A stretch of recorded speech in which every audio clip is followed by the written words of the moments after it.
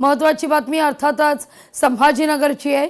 छत्रपती संभाजीनगर महानगरपालिका निवडणूक आणि या निवडणुकीत ठाकरेंच्या सेनेच्या उमेदवारांना धमक्या दिल्या जात असल्याचा आरोप होतोय। अंबादास दानवे यांनी हा आरोप करत तीव्र संताप व्यक्त केलाय। काही मंत्री आणि अधिकारी उमेदवारांना फोन करून दबाव टाकत असल्याचं त्यांचं म्हणणं आहे। निवडणूक आयोगानं तात्काळ दखल घ्यावी, अन्यथा शिवसैनिक आपल्या पद्धतीनं उत्तर देतील असं देखील दानवे यांचं वक्तव्य आहे। ऐकूया आपण। संभाजीनगरात विशेषतः सत्ताधारी पक्षाचे मंत्री शिवसैनिकांना जे उद्धवजी बाळासाहेब ठाकरे पक्षावरून उभे आहेत त्यांना दम देण्याचा प्रयत्न करतात, धमक्या देण्याचा प्रयत्न करतात आणि काही अधिकारी सुद्धा उमेदवारांना फोन करतात। मी एवढाच इशारा देतो की घोडा मैदान जवळ आहे, एकेकाचा हिशोब ठेवला जाईल। अधिकाऱ्यांना विशेषतः मी सांगतो, एखाद्याने फोन केला ना तर त्याची नाही मी गाढ होऊन मिरवणूक काढली तर माझं नाव अंबादास दानवे नाही, लक्षात ठेवा। सगळ्या फोनचा रेकॉर्ड मी ठेवतोय आणि म्हणून निवडणूक आयोगाला सुद्धा मी सांगू इच्छितो की अशा पद्धतीनं मंत्री मिसयूज करतायत, अधिकारी काही उमेदवारांना फोन करतायत, याची दखल घ्यावी, नाहीतर त्याला शिवसैनिक योग्य तो धडा शिकवतील। या सगळ्याविषयी अधिक माहिती घेण्याकरता थेट जाऊया, आपले प्रतिनिधी सचिन बडे आपल्यासोबत जोडले गेले आहेत, जे अर्थातच भाजप आमदार संजय केणेकर यांच्या समवेत संवाद साधतील। सचिन, केणेकरजींना थेट विचारा, अंबादास दानवे यांनी जो केलेला आरोप आहे या आरोपात कितपत तथ्य आहे?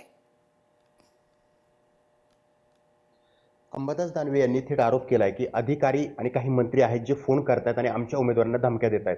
तर तुम्ही भाजप चं मोठं पद घेऊन स्वतः जबाबदारी स्वीकारत आहात, आमदार आहात, तर प्रदेश महामंत्री म्हणून काय सांगाल? खरं तर ज्यांचा जनाधारच संपलेला आहे, अंबादास दानवेंनी खऱ्या अर्थाने ज्या पद्धतीने नॅरेटिव्ह सेट करण्याचा प्रयत्न करताय ते चुकीचं आहे। अत्यंत चांगल्या पद्धतीने सर्व महानगरपालिकेमध्ये काम चालू आहे निवडणुकीचं आणि अंबादास दानवे बहुतेक नगर परिषद नगरपंचायतचे निकाल पाहून ज्यांचा काहीच शिल्लक ठेवलं नाही जनतेनं, त्यामुळे विचलित झालेले अंबादास दानवे लोकांचं लक्ष डायव्हर्ट करतात, दिशा भूल करण्याचा प्रयत्न लोकांची करतात। त्यांना त्यांच्या काळातले दिवस आठवत नाही।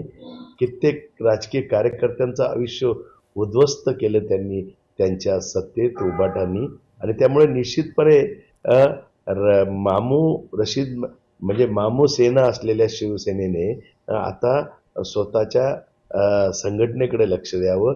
यांच्या मशाली मुस्लिम मतं घेतल्याशिवाय पेटू शकत नाही, पेटल्या तर फक्त मुस्लिम मतच घेतल्याशिवाय पेटणार नाही, कारण काँग्रेसही यांना सोडून गेली। बरं, एक दुसरं म्हणजे तुम्ही जे बंडखोर आहे त्या बंडखोरांना कुठेतरी त्यांची नाराज दूर करण्याचा प्रयत्न करतात, मात्र ते सर्व काही करत असताना तुम्ही धमक्या देताय का? आणि दुसरं म्हणजे जर असं करत असाल तर तुमची मिरवणूक गाढवावर काढू असं स्वतः अंबादास दानवे म्हणतायत।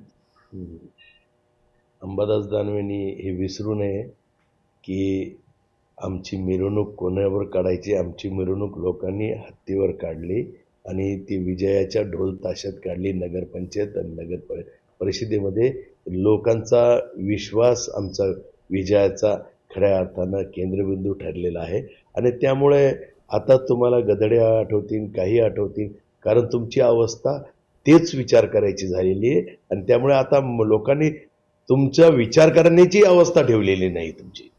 बरं, लागूच आपण पाहत असाल तर जो काही आरोप करण्यात आलेला आहे मंत्र्यांवर आणि अधिकाऱ्यांवर, तर तो कुठंतरी मागील अपयश पचवण्यासाठीचा आरोप असल्याचं देखील बोललं जातंय। तर दुसरीकडे जो काही इशारा दिलाय तर आमच्या मिरवणुका हत्तीवरून काढल्या जातात आणि कारण आमचे निकाल हे मोठे लागतात असं सांगण्याचा प्रयत्न आहे तर भाजप आमदार संजय केणेकर करतायत। अगदी सचिन, अगदी शेवटचा सवाल त्यांना या ठिकाणी विचारा की जे नाराज आहेत त्यांना खरं तर शांत करण्याकरता भाजप आता प्रयत्नशील आहे।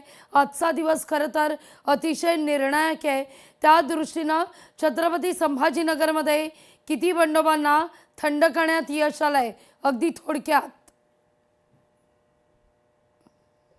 नाराजांची फौज तुमच्याकडे मोठी आहे, तर मग आजचा शेवटचा दिवस आहे, नाराजांचं मन जपण्यामध्ये कसं तुम्ही यशस्वी होताय आणि किती लोकांचं तुम्ही मन परिवर्तन केलंय, नाराज दूर केली आहे?